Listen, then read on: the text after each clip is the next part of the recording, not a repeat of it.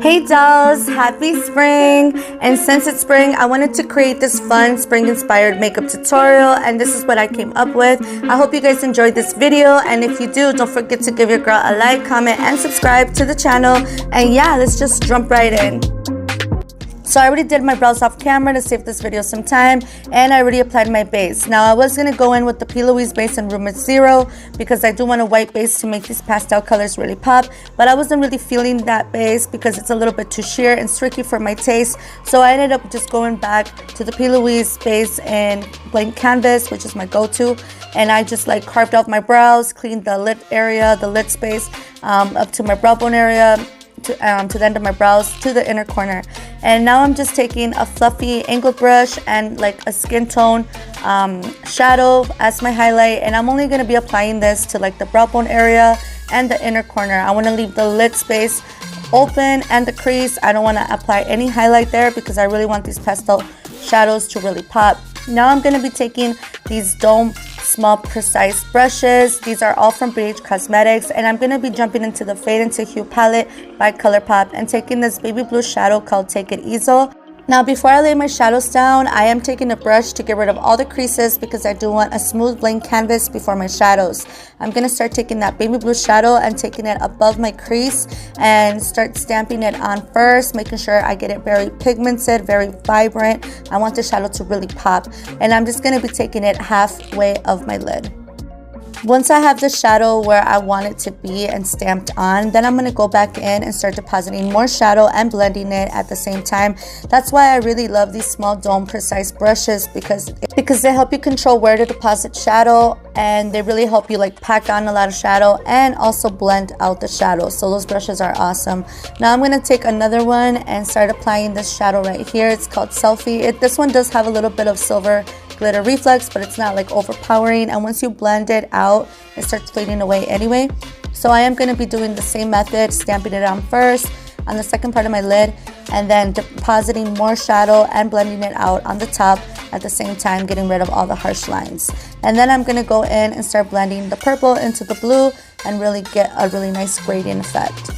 Now I'm going to jump back into the palette, and I'm going to pick up the shadow right here called Paradise, and it's more like a magenta, reddish pink type of color.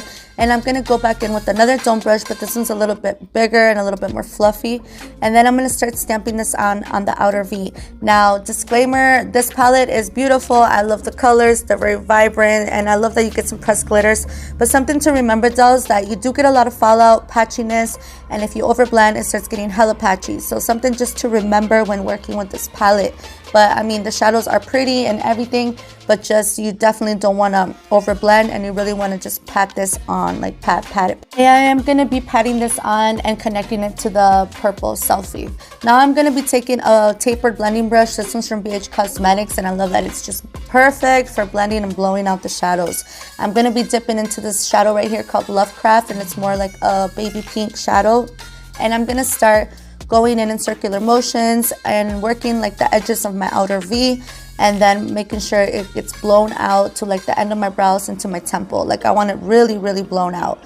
So I'm just going to be doing that in circular motions and just working this shadow in until I see it very blown out.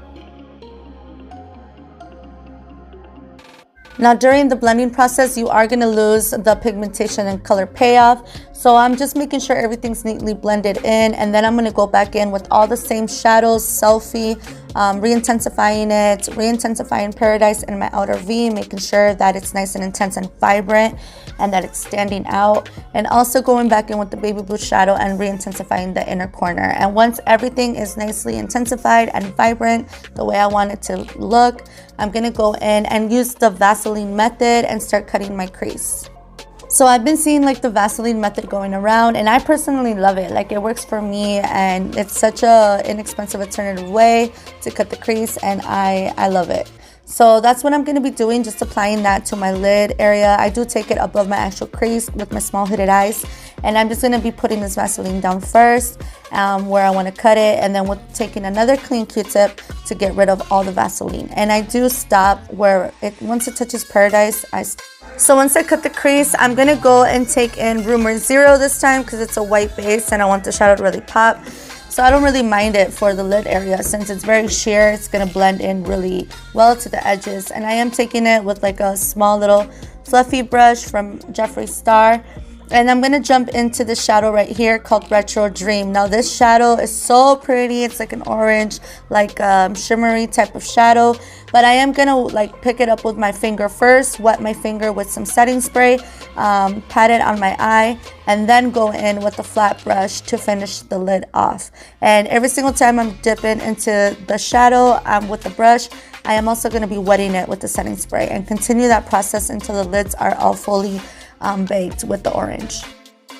I then will go back in with Paradise and the same brush to just blend out the edges to Retro Dream and pack on more shadow to get it nice and intense.